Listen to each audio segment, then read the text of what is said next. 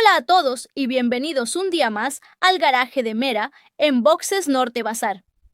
Hoy venimos cargaditos. Vamos a repasar el emotivo homenaje a los 125 años de Royal Enfield en el Reino Unido con un invitado muy especial. Y os traigo un truco viral de Instagram para personalizar la pantalla TFT de vuestra Himalayan 450 que tenéis que probar. Pero atención, porque hoy estrenamos sección, el primer consultorio técnico de Mr. Thump. Al final del vídeo responderemos a las dudas que nos habéis ido dejando en la comunidad. Así que, dentro vídeo.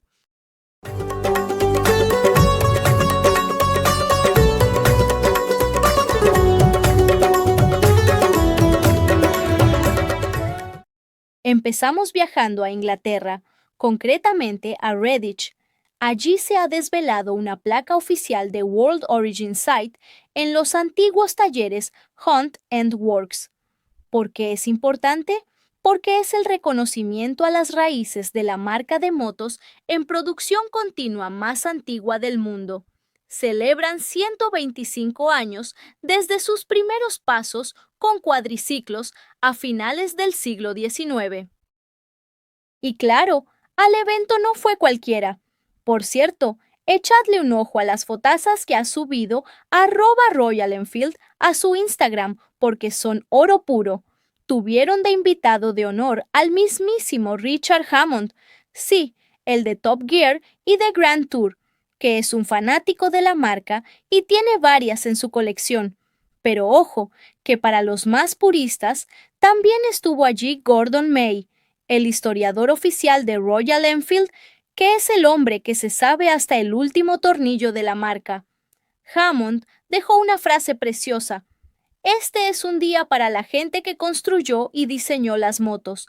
Ellos son los verdaderos héroes. Y es verdad, porque allí había antiguos trabajadores de la fábrica original que cerró en 1967. Como dice el eslogan de la marca, para saber a dónde vas, tienes que saber de dónde vienes. Un aplauso por mantener viva la historia. De la historia más clásica nos venimos a la tecnología más gamberra. Seguro que habéis visto en Instagram esos vídeos donde la pantalla circular TFT de la Himalayan 450, la Tripper Dash, arranca con un fondo personalizado brutal. ¿Cómo lo hacen? Pues es un engaño a la app oficial de Royal Enfield. Eliges una foto, mejor con fondo negro y formato circular. Vas a la app de Royal Enfield, a la sección My Garage. Cambias la foto de stock de tu Himalayan por tu imagen personalizada. Los más informáticos en Android incluso cambian el archivo de la caché del sistema. Conectas la moto por Wi-Fi con el joystick a la derecha y listo, la pantalla lee la foto de la app.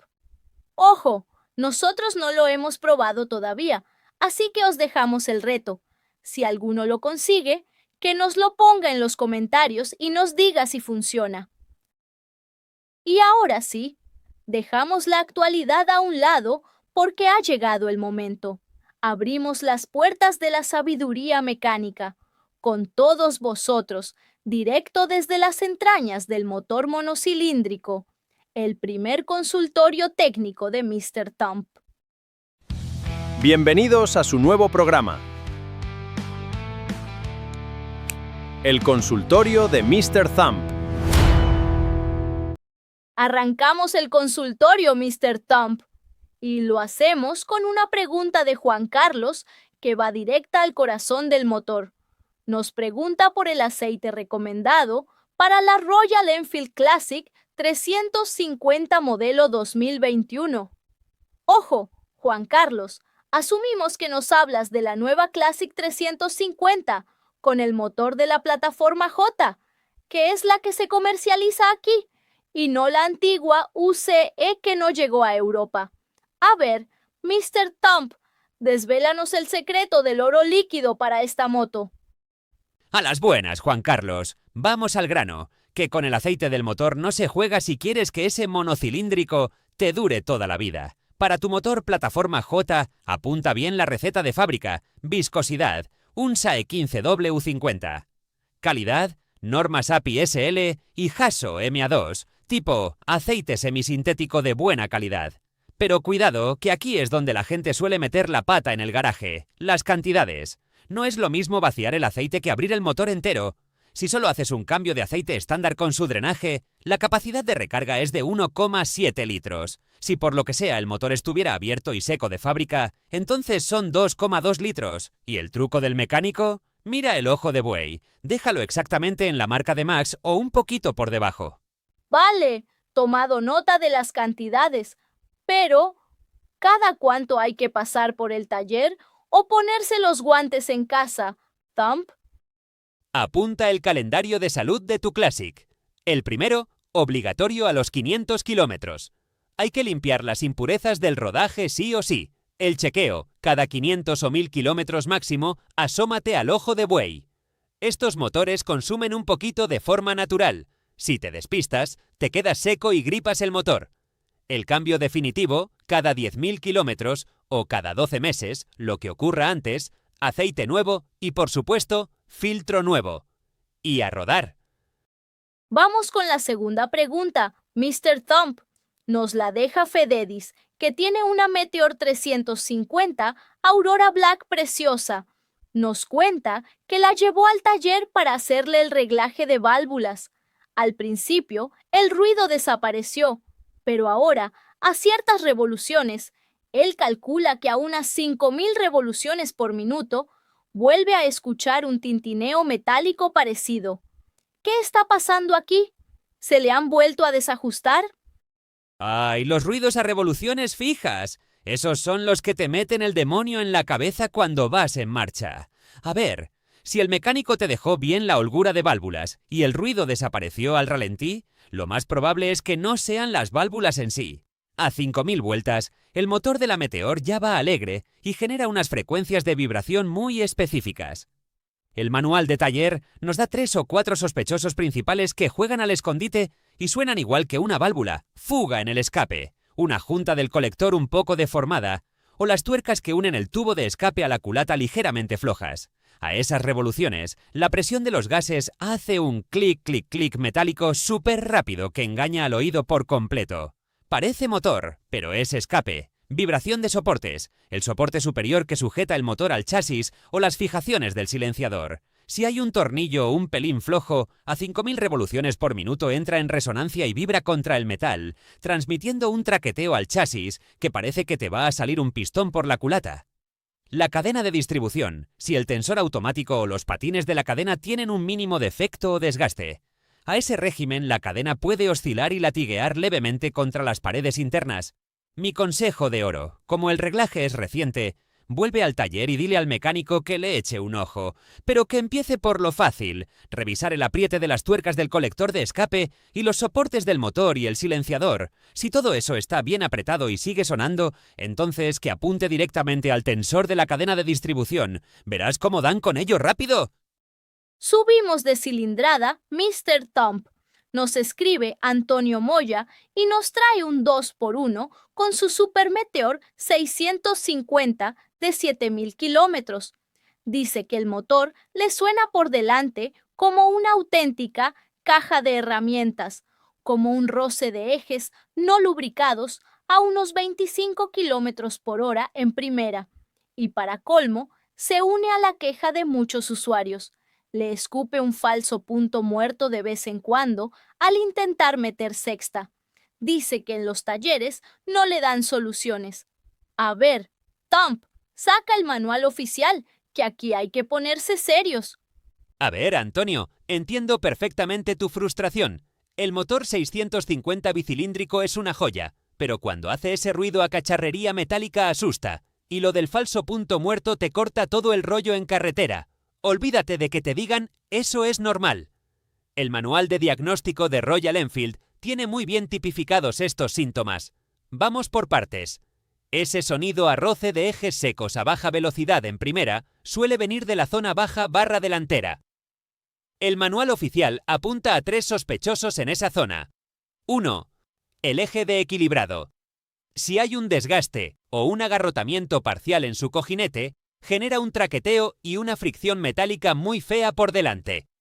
2. Holgura o desgaste en los cojinetes de los ejes de transmisión, tanto en el eje principal como en el secundario de la caja. 3. Holgura en las estrías de los propios engranajes, que al ir despacio en primera, cabecean y suenan. Madre mía, o sea que hay que mirar las tripas de la transmisión. ¿Y lo de la sexta marcha? Porque dice que le pasa a más gente. Lo de la sexta está catalogado técnicamente como un engranaje incompleto. Le das la patada a la palanca, pero la marcha no llega a asentarse. ¿Por qué pasa? Pues casi siempre es por el mecanismo de tope del cambio. Si la ruedecita de ese tope está gastada o su muelle interno ha cedido, no tiene fuerza para fijar la sexta y la escupe a tierra de nadie. También puede ser que las horquillas selectoras estén un poco atascadas en el tambor o que el propio varillaje de la palanca necesite lubricación y ajuste. Estás a solo 500 kilómetros de la revisión oficial de los 7.500 kilómetros, o los 12 meses.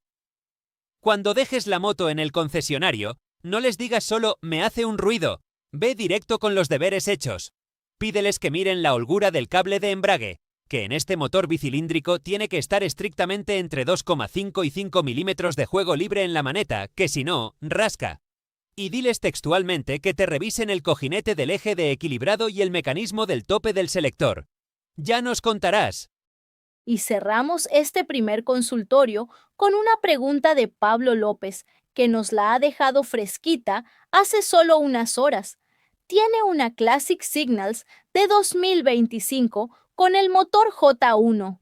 Nos cuenta que le ha quitado el silenciador original y le ha puesto uno libre, sin restricciones, pero solo la parte final, manteniendo el colector de fábrica. Su duda es cómo él no pasa de 90 kilómetros por hora. ¿Afecta esto realmente a la vida útil de su motor? Gran pregunta, Pablo, y un debate clásico en cualquier garaje. A ver, la respuesta corta es que no vas a romper el motor mañana por la mañana, y menos yendo tranquilo a 90 kilómetros por hora.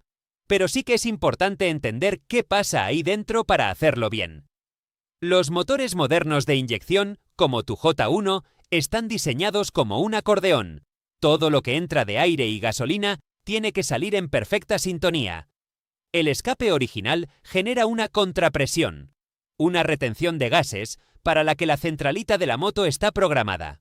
Si tú pones un silenciador completamente hueco de golpe, los gases salen demasiado rápido, la mezcla se vuelve un pelín más pobre, con más aire que gasolina, y la moto puede perder algo de finura en bajos o dar algún tirón. Claro, al final es un tema de equilibrio.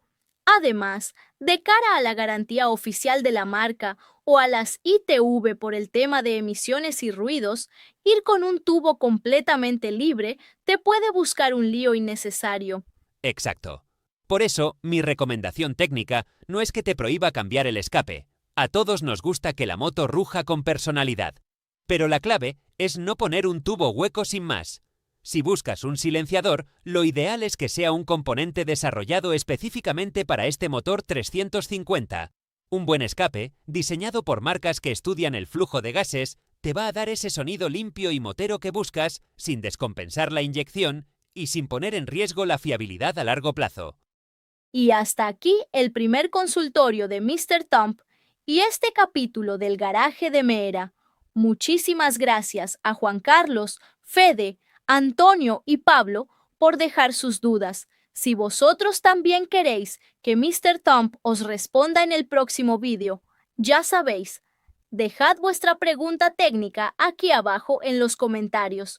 No os olvidéis de darle a me gusta, suscribíos si no lo estáis, para apoyar al canal y nos vemos en el próximo vídeo. Buenas rutas a todos.